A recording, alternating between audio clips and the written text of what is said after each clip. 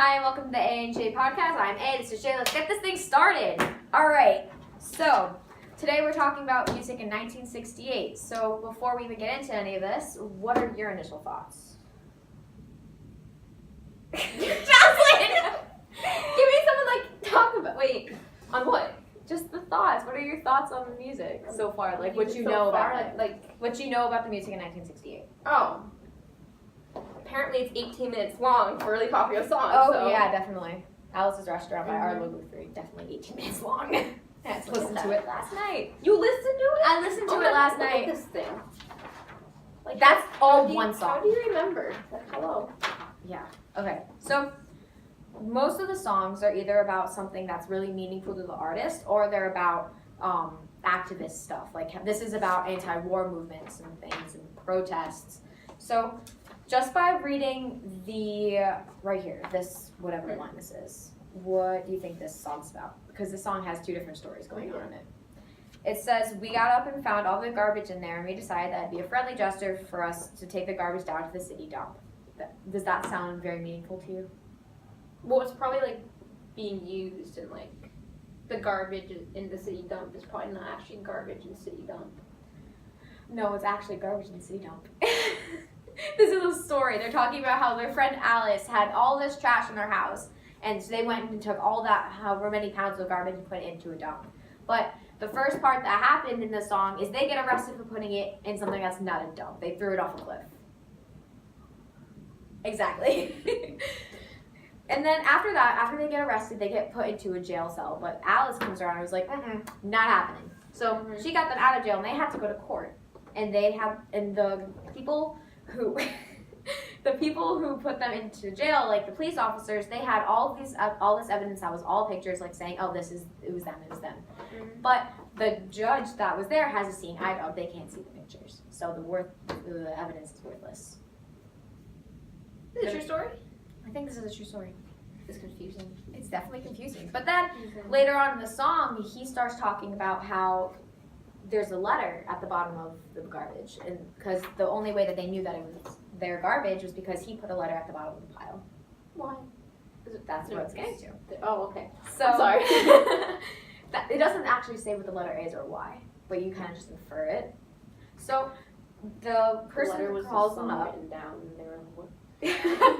Maybe. Okay, so from what I understand, they go down into the station. They say, like, they're talking about the letter, and then the next day after they're free, they don't have to go to court anymore. All that. He goes to a building for the draft.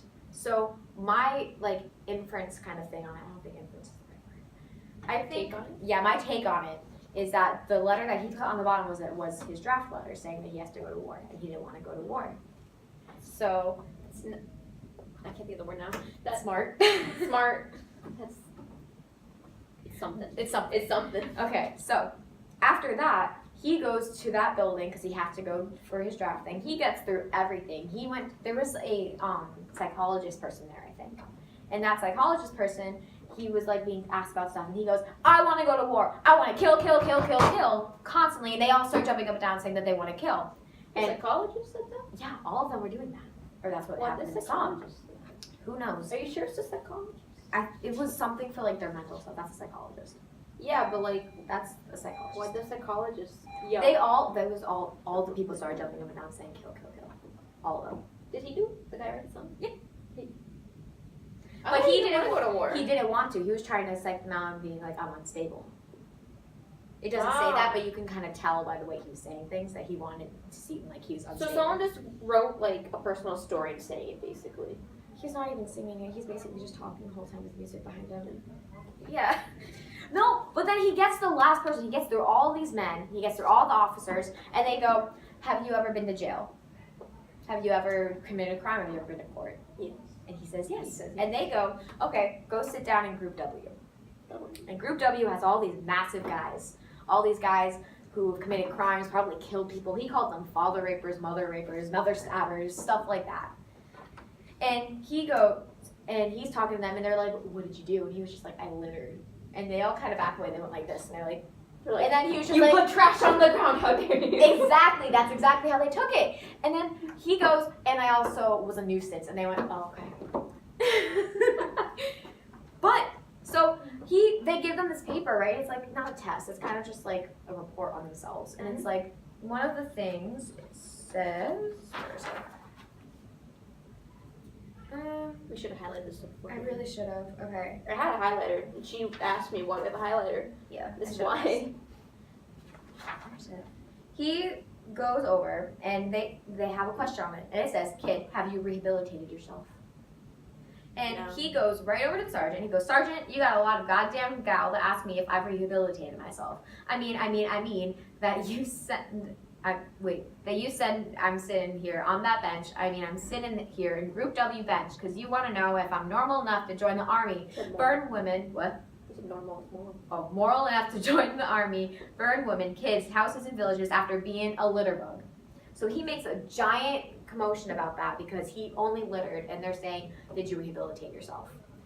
And just by looking at that, they said, "Kid, we don't like your kind. We're going to send your fingerprints off to Washington for littering." Washington. Yeah. You know, nowadays people just have to blow out the window of their car and they don't go to court. Exactly, they don't go to court. But because of that whole thing, he ended up not having to go to war. He didn't have to go because he littered. If you don't want to go to war, just litter. Just litter. Just litter. Just litter. But pick it up afterwards. Definitely after you pick get it up caught. after you get caught.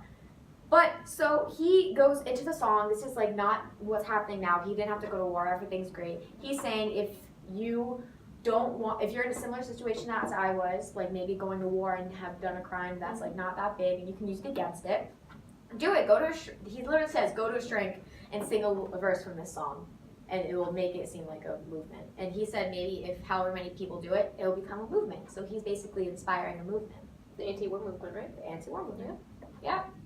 So this song, Alice's Restaurant, caused a giant movement, or was the spark of one, or aided it. Yes. Big song back then. Big. It was very big. I don't know why I want to set up for 18 minutes. And I that song. can't listen to a song for longer than 6. You would So- read it quicker, take the lyrics. Yeah, definitely. I read it quicker too. I read it after. So Just read it before. I should have read it before. But so we think about this song nowadays, and you're like, this isn't good. We don't like this kinds of music. But when you think about it, it has a lot of meaning or meaning behind his words. So what do you think from like some of the stuff that I read? What's your interpretation of it? Wasn't it just his story? It is just a story. Yeah. Just his story.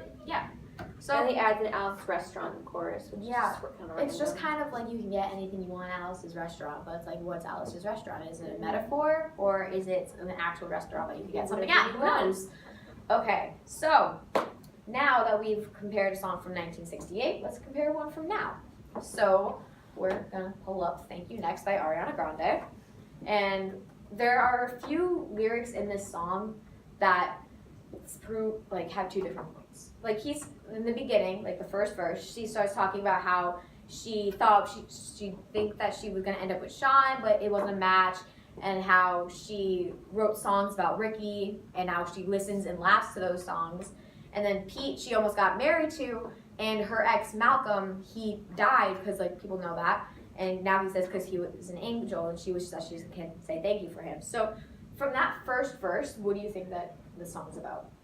Do you think it's like her? It's definitely about exes, but do you think it's about like her being thankful to them, or what do you think? Probably your experience. Yeah, What she it was learned from dating people.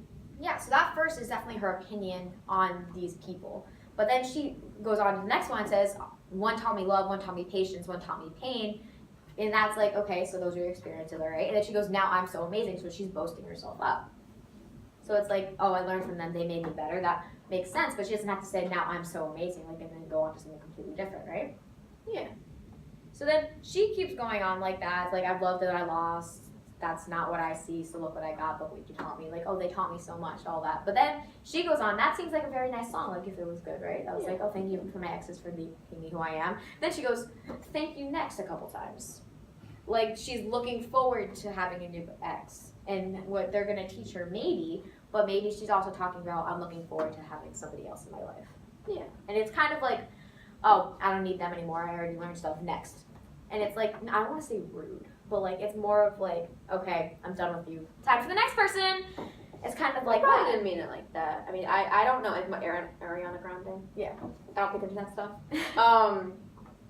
But I mean, also they always say you learn from like every relationship. You learn something new. Like she said, she learned Yeah. to be patient. She definitely How to learned all love. of those. But like the Which way is good to need that stuff. Yeah. Yeah. But the way that she says it in the song makes it seem like she's looking forward to another person to come into her life and like replace those ones. It looks like she's not looking in a bad way. But like the way she says it though seems like it's in a bad way. Like it's just like thank you, next. Like it could be taken in different ways. You know? It could, yeah.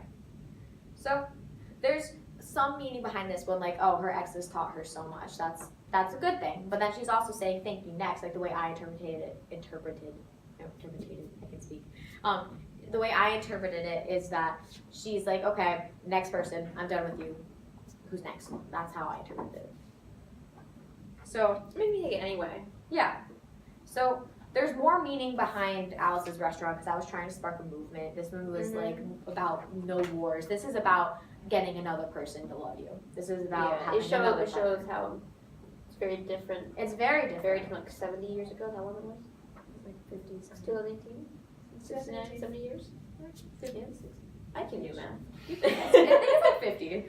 50. I think it's 50. Is that Okay. right? I can't do math. I'm sorry. It's 50. It's 50 years ago. 50 years ago, the music from then to now has changed drastically because this one's about war movements. This one's about having a new boyfriend.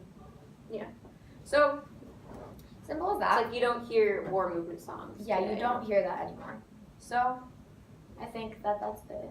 That's the it. That's gonna be That is the it. That is the it. Thank you. Thank you for coming to the A&J podcast. That's Cool. A. I'm A. This is Jen. I'm Jay. Bye. That's Alana. That's a lot.